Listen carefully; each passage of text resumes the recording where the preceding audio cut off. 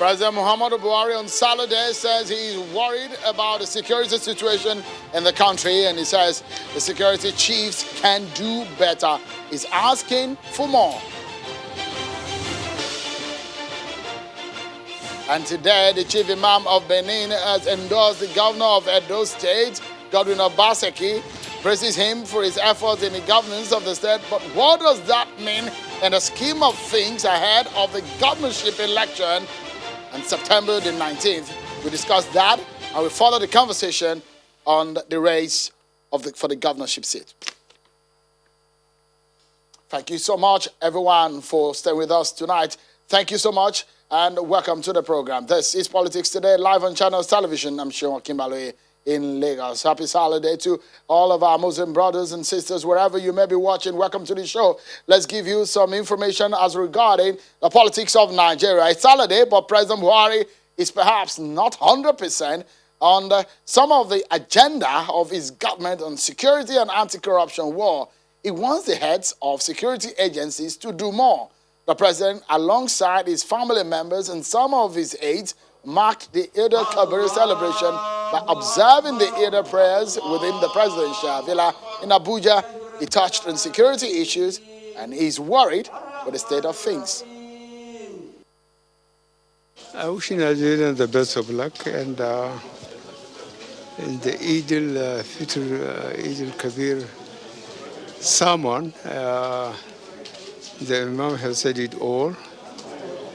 We want security, prosperity, and well-being of all Nigerians. And I want Nigerians to be very conscious of their country and what we inherited when we came 2015 was Boko Haram northeast and the militants in the south. Nigerians know that we have done our best. What is coming up in northwest and north central is very, very disturbing indeed. But I believe the military and the police and other law enforcement agencies, I think they could do much better. They could do much better. But we are keeping them on the alert all the time to do their duties. On the issue of corruption war, President Buhari acknowledged that there has been abuse of trust in his administration and the previous one. Take a listen to the president on the issue of anti-corruption.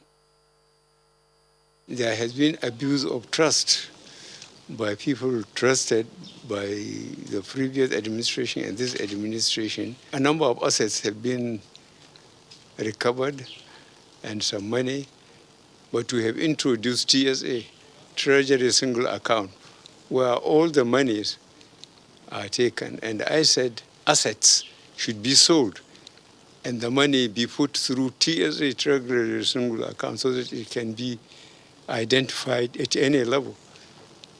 And I will see who will come after us and take it back again to those who misappropriate for public funds.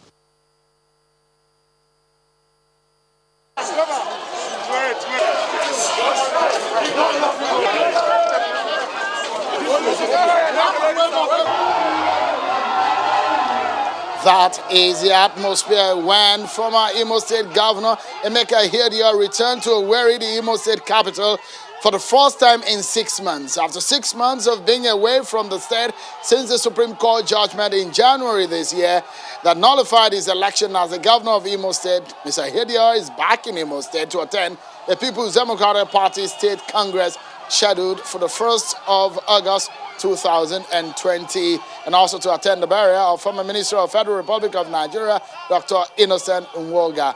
Upon his arrival at the Sam Mbakwe Airport in Owerri, the Imo State capital, the former governor was well received by indigenes of the state and some of his supporters.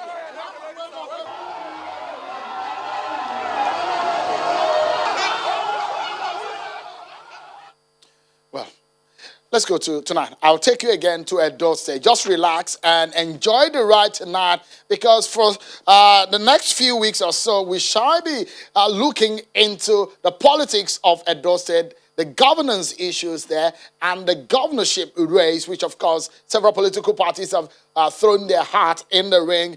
What do they offer to the people of the state, and what are they talking about ahead of that race? Yesterday, we spoke to the Deputy Governor, Philip Shuaib, but earlier today, the Edo State Governor, Godwin Obaseki, played host to the Chief Imam of Benin, Abdul Fattah Enabulele, and Muslim leaders at the government house in Benin City. The Chief Imam offered special prayers to Governor Obaseki as the state governorship election approaches, while also endorsing the governor for a second term in office. Take a listen to what the Chief Imam said to the governor.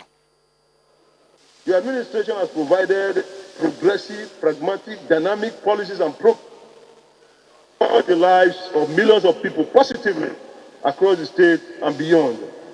Under your leadership, Edo people have witnessed absolute commitment, sincerity of purpose, honesty, respect for the rule of law, transparency, and accountability in practical terms in Edo State. Well, the governor, on his, when he was responding to the Chief Imam and those who came, was asking his political adversaries to steer clear of political violence in the state. My message to you this Salah is that please take this issue of COVID-19 seriously. If you just observe the regulations, particularly older people, if you make sure that you keep physical distance, as we have done in this hall, you use hand sanitizers regularly, or you wash your hands regularly, and you try not to go out too much and stay in place where there are too many people, you are not likely to get the virus. God wanted and wants a new beginning for us in Edo. That is why he brought someone like me who did not know and cannot accept the way they used to behave. They are planning violence. They are bringing arms. They are intimidating our supporters. That is part of their strategy. They know that in a free and fair election, they stand no chance. Therefore, their strategy is to continue with propaganda and lies, and lies and lies. But you know, no matter how many times you tell a lie, it can never become the truth.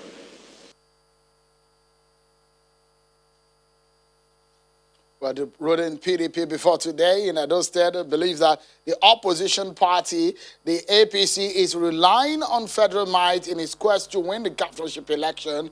You heard the governor there also saying that there are importation of arms and ammunition into the state ahead of the September the 19th governorship election in the state. So let's speak to the head of the media of the Ize-Iyamu and APC governorship campaign organization and the former member of the House of Representatives, Honorable Patrick Obahiagmo. He joins us from Benin City. Yesterday we spoke with the deputy governor. Let's hear from the other side of the divide now in the race towards the governorship election in Edo State. Thank you so much indeed, Honorable Obahiagmo, for joining us tonight on the program. Let me begin by asking get your reaction to what the governor has said, or perhaps first and foremost, to the endorsement that we saw on that clip from the Chief Imam of Benin. What does this mean for the PDP and by implication your party? Does your party stand a chance with that kind of endorsement? Well, looking at that endorsement, it pales into thin insignificance and political vacuity in juxtapose with the armada and heterogeneous political imprimatur that has greeted the candidacy of Pastor Osagie Ize-Iyamu and the APC for a period of Sundays now, or if you like, for a period of iron. I am sure that your correspondent in Benin would have given a cornucopious reportage of the vaudeville of endorsements that we are getting on a daily basis? Is it not maniacally bewildering, for example, that in Oredo local government, where Governor Obaseki comes from, we have 12 councillors. 7 of the councillors in Oredo local government only a few days ago swore motto by themselves, that is, came to Pastor Sage Zeyamo to say we pass a vote of confidence on you. Our salaries can be put perpetually in seppuku. We don't mind. We will not kowtow before any intimidation. We will not kowtow before any blackmail. And what is interesting to you, Mr. Shehu, and what the whole world should realize, that among those 7 councillors, the councillor from Ward 4 comes from Governor Obaseki's ward, and we are talking about perpetual endorsements. That speaks volumes. In Benin, there's a Benin parable which says, which means charity begins at home. If in your own local government, 7 out of 12 councillors are saying they are not going to go for you. Oh, my brother. Honorable Obayagbon, if you speak specifically to the endorsement from a religious leader in Edo State of an Islamic cleric who was speaking so much of the governance of Governor Obaseki, and you said that it's insignificant? I didn't say that the endorsement from religious leaders is insignificant. I am saying that if you weigh that against the welter of multiplicity of endorsements that the Zeyamu candidacy have gotten, then you will not place much premium on anybody that is endorsing Governor Obaseki. And in any case, let me say to you that we have the endorsement of the ecclesiastical class in Edo State. And in the next couple of days preceding the election, you will find out that even when it comes to episcopal or theological endorsement, we have it. Don't forget that Pastor Sage Zeyamu is a coruscating pastor of the Redeemed Church. We have the endorsement of the religious establishment. Having said that, Shehu, let me respond to the issue of violence that Governor Obaseki talked about. Honorable Obayagbon, so just a moment before we go into the issue of violence. Still talking about endorsement, we saw the visit of the governor and PDP leaders to the home, the palace of the monarch of Benin, the Oba of Benin, and you saw what happened. Does your candidate have the blessing of the Oba of Benin? His Royal Majesty, the Oba of Benin, is a neutral traditional king. The Oba does not endorse anybody. The Oba prays for all his subjects. But if you watch his prayers very meticulously, he will say that may the candidate that will bring freedom, may the candidate that will bring economic prosperity to my kingdom, may that candidate have the blessing of the great grand architect of the universe. So we cannot situate or locate the visit of PDP to His Royal Majesty to mean an endorsement. And in any case, the APC is yet to carry out its state flag campaign. When we do that, we will equally visit His Royal Majesty. Okay, so let's take a breather. When we come back, Honorable Obayagbon, we will be talking about the allegations that your party is responsible of inviting violence in the state and the allegations of importation of arms and ammunition ahead of the governorship election in that state. Of course, some of the reactions that we will also be getting from you from yesterday's interview with the deputy governor on the governorship race in Edo State. Don't go anywhere, everyone. We'll be right back.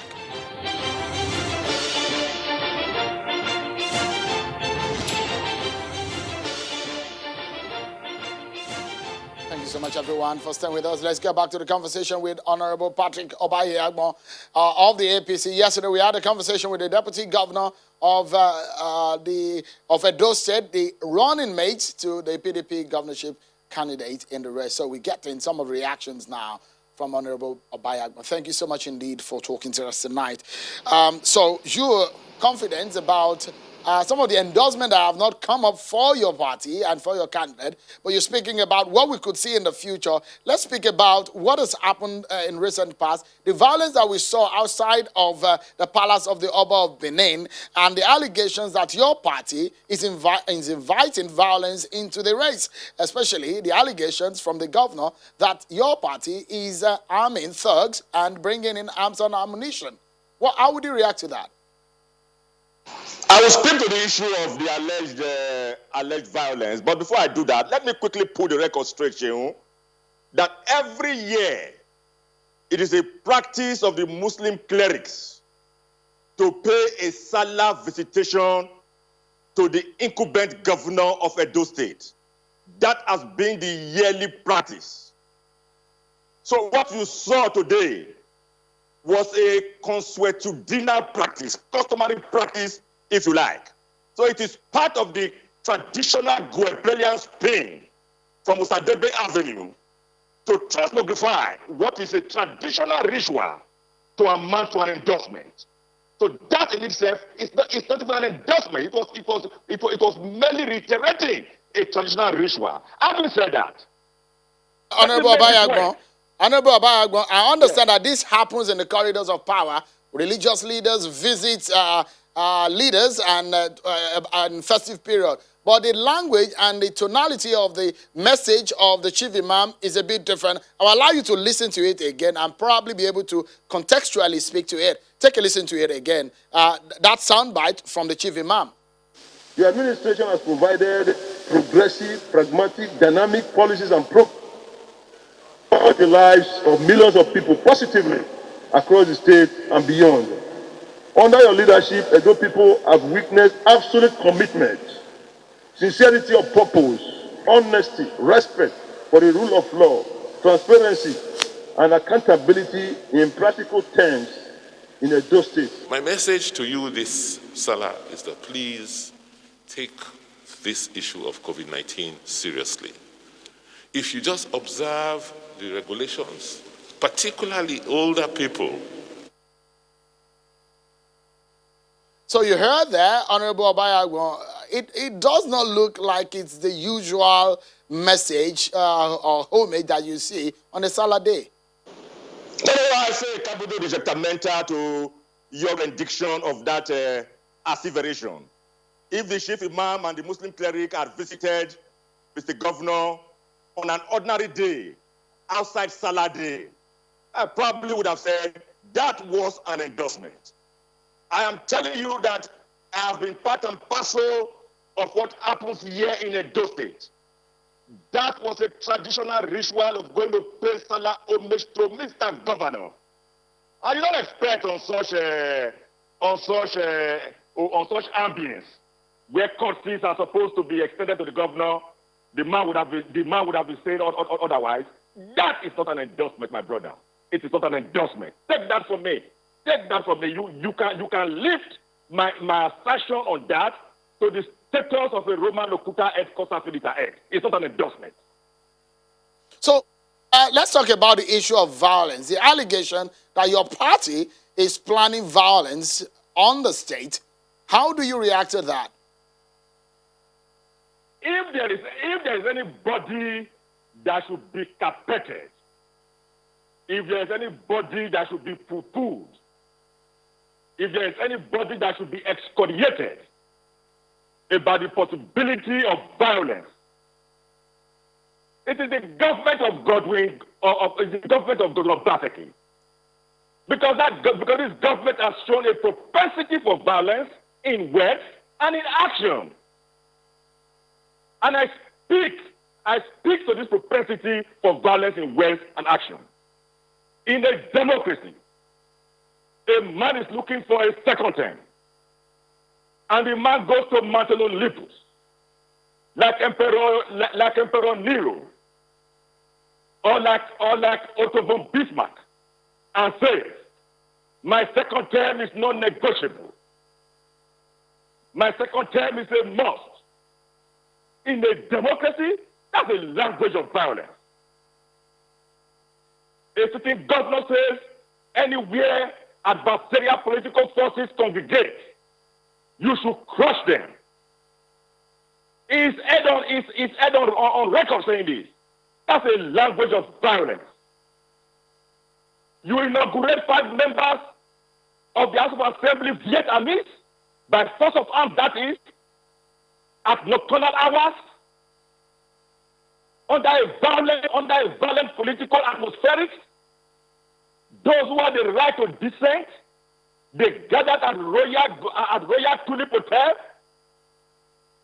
You let state goons, led by your then chief security officer and your operation Wabasigan, which has been drastically and systematically weaponized, to go and lacerate and flagellate and assault members of the House of Assembly elect. And that governor is talking about violence. You go to Abuja, you grant a world press conference to say your political mentor and benefactor, who was national chairman of your party at that particular point in time, you say categorically that he does not have the right to come to Edo State. If he must enter Edo State, he must take permission from you. And when the man came to Edo State, you mobilized youth to go and block the airport. And when the man left the airport and went to his house, you mobilized trucks in a dead devil, Aram Scarum modus, trucks bearing environmental task force of the state government, both the ingress and exit of the streets. What are we talking about? Are you planning to respond in the same manner? If you have raised these issues, how are you planning to react to this? So what? No, you have highlighted the things that you thought were wrong, and according to you, they are provoking violence. How does your party hope to react to some of these issues? You can say the government is not campaigning. If there's anybody that's campaigning, it's Pastor Sage Zemu and the APC. Comrade Adams Ali Oshomole has relocated to Abuja to join Comrade Adams to join Pastor Osage Zemu in his campaign. They are campaigning from all the nooks and crannies of the streets in Benin. All right, perhaps we should drop. Our simple agenda. We are speaking to our simple agenda on a daily basis. So let me. You mentioned Comrade Oshomole, and when Comrade Oshomole was seen on camera kneeling before some Benin monarchs, perhaps if we can show you what it looked like on TV. Some have interpreted it that there was a mistake made in the part that the comrade is apologizing for. Are you preaching apology to the people of the state for what error has your party committed in the past? If you can quickly react to this in 30 seconds. Comrade Adams Ali Oshomole on that occasion spoke to the issues while he was on his knees begging the Nigerians and everybody verbatim at him. If I attempt to paraphrase him, the man said it was a mistake selling the candidacy of Godwin, Norevase or Bateki to the people of Edo State. Forgive me for selling him to you. I didn't know that he would disappoint. I didn't know he would become an emir of Transjordan. I didn't know that the man would not listen to the people. I didn't know that it will not work on the policy of continuity, which we preached.